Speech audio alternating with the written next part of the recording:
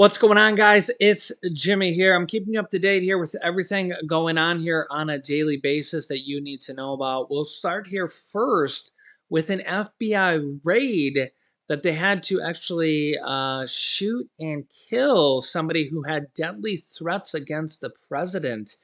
Yeah, take a look at what happened here. Also, thanks for liking and sharing these videos. If you haven't yet, make sure to subscribe. Only takes a second so you don't miss out on these videos. You're not going to believe what happened here.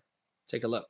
The FBI says a Utah man was fatally shot as agents tried to arrest him in connection with threats against President Biden and other Democrats. The criminal complaint listing his alleged violent social media posts and online suggestions that he planned to take action. The FBI moving to arrest him just hours before the president arrives in Utah. Here's ABC's Mola Lenghi. Tonight, just hours before President Biden's arrival in Utah, the FBI says a Provo man was fatally shot as agents tried to arrest him for threatening to assassinate the president. Authorities say 75-year-old Craig Robertson made credible threats, posting to social media just 3 days ago. "I hear Biden is coming to Utah, digging out my old ghillie suit and cleaning the dust off the M24 sniper rifle. Welcome, buffoon in chief."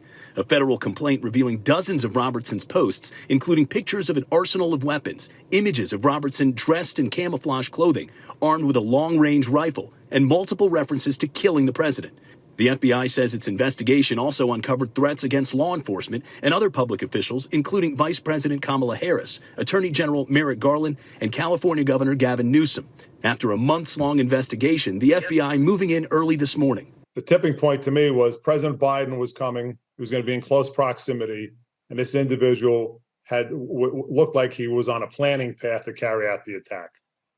An official tells ABC News the FBI's investigation into Robertson began back in April. The Secret Service was notified in June, and that Robertson was making plans to take physical action. The president was briefed about the deadly incident earlier today. We're also looking at a possible larger scale eruption here in the country of Niger. Even a former NATO commander warning of a possible, quote, devastating full-blown war in Africa as the deadline is now over for the captured ex-president, or actually the rightful president, as a coup has happened there in this country, and he has been thrown in prison there. And the surrounding countries have said you have a deadline to put him back in presidency, and that deadline has now passed. And the U.S. is involved in this. There's over 1,000 U.S. troops already stationed there with a U.S. military base already there. And the coup leaders who are saying that they're now in charge have refused to give up there. Also, the new leaders are saying now that if military action takes place, that they will kill the old president. And this really puts everybody in a tough spot, especially the former president. So, yeah, it's like, what do you do? But on the other hand, you can't necessarily just let an invading regime take over. And the surrounding countries, the Western African Alliance, gave them a deadline, and they're just like, well, we're sitting here, we're staying put. And this honestly kind of reminds me of what's going in place in Ukraine. An invading country comes in, tries to take over. You can't just really let them take over. And I seen a question in the comment, or I seen a question in the comment section here the other day, and said, well, what if the Ukrainian people had just let Putin take over? And it was like, well, history kind of shows us, look what happened when Hitler took over the other countries in World War II, the countries that couldn't hold them back. I mean, look at what Hitler did. Look at what Hitler did to the Jewish people, the people who couldn't fight back. Look at what Hitler did, until he was stopped. Hitler basically exterminated millions and millions of people. Hitler took over country after country after country in Europe until he was forced to stop. And we've seen Putin's plans.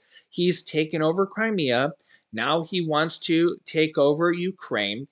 They have also already leaked plans to take over Moldova, and now they're looking at potentially taking over or trying to go into Polish territory. And of course, we've come to learn, and we've had here in the past, this is back from February 2023, leaked Russian documents show how Putin plans to annex ally Belarus by 2030. And we've seen how this has actually come to unfold, where Putin actually plans to bring Belarus into Russia. Again, whether it's by their liking, their will, and their agreement or not, yet again, he's trying to absorb yet another country and bring them in, like he did to Crimea, like he's trying to do Ukraine. And if you watch my previous video, how they just mentioned on Russian state TV that they would go into Berlin, Paris, and other areas as well and try to take them over. And how there's this leaked document that came out also, how captured Russian documents reveal how Moscow had planned to take over Ukraine in only 10 days, kill its leaders, and basically try to take the country via a massive missile and airstrike attempt, kill its leaders, and basically take over the country via kind of a swift takeover attempt and a coup attempt by cutting the head off the snake, taking out the leaders, and also, a missile and airstrike attempt, which I could envisioning happening. And obviously, things didn't go according to plan for Vladimir Putin. And now you have this coup attempt here in the country of Niger. You also have China watching patiently in the wings, seeing if, hey, which of these strategies are working, which of these are not working. Can they do this to Taiwan? And you really got to sit back and say, should these things be allowed? Should countries be able to just go in and overtake other countries? Should Putin be able to do it? Should Hitler be able to do it? Should a military general in the country of Niger be able to do it? Should China be able to do it? Should you be able to go and just bomb, missile, or capture presidents, kill them, do whatever you want to do to just say, hey, this country is now ours? And I think we all know that the answer is no. So whether the name is Hitler, Putin, Chinese President Xi, or a military general in Africa, or who the next person or people may be, or whoever the regime may be, the answer, and I think we all know the answer here is that this stuff should not be allowed. And whether it's the United States or NATO countries or Europe or whoever has to stand in their way. And in this case of Ukraine, we have had dozens and dozens of countries, all of Europe, the United States, and NATO. I think a lot of Americans seem to think that it's only the United States out there helping Ukraine, which, if you think about it, or if you know anything, it's not. It's literally almost all of Europe, all of NATO. We're talking about 30 plus countries here saying no. When you look at the United Nations vote that says, was Russia's annexation vote to say that Russia could just take part of Ukraine and give it to Russia, the vote that, they went door to door and put guns to people's heads and say, who do you think this land should belong to, Russia or Ukraine?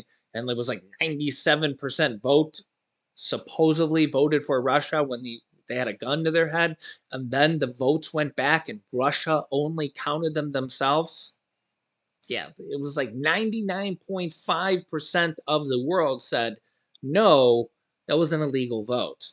Because A, they had soldiers at their doorsteps and guns at their heads. And then two, the world didn't get to count them. Russia themselves counted them.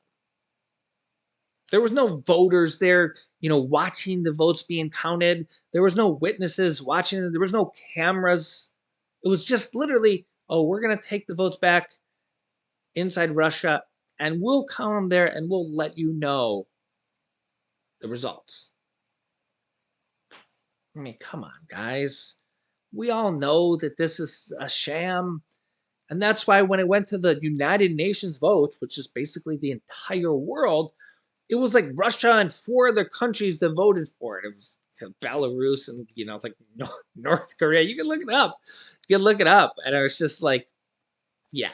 Even China couldn't vote for him on that one. China decided not to vote on that one. They abstained from voting. So, I mean, come on, guys. Let's be realistic. It's just like this stuff can't continue to go on. We can't just let countries get overtaken, no matter who the countries are. And sometimes people got to step in. And whether it's NATO, 31, almost 32 countries, or who it is, sometimes you got to step in and help out the little guy. In this case, it's millions of people in these countries that oftentimes can't defend themselves.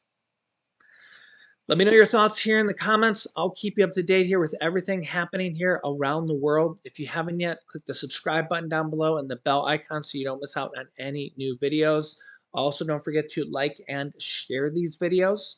Click here to see how on Russian state TV they say they're going to take over Paris, Berlin, and more. Or click here to see how Putin is preparing for war with NATO countries and the US right now. So click on one of those videos next. Thanks for watching, guys, and I'll see you in the next video.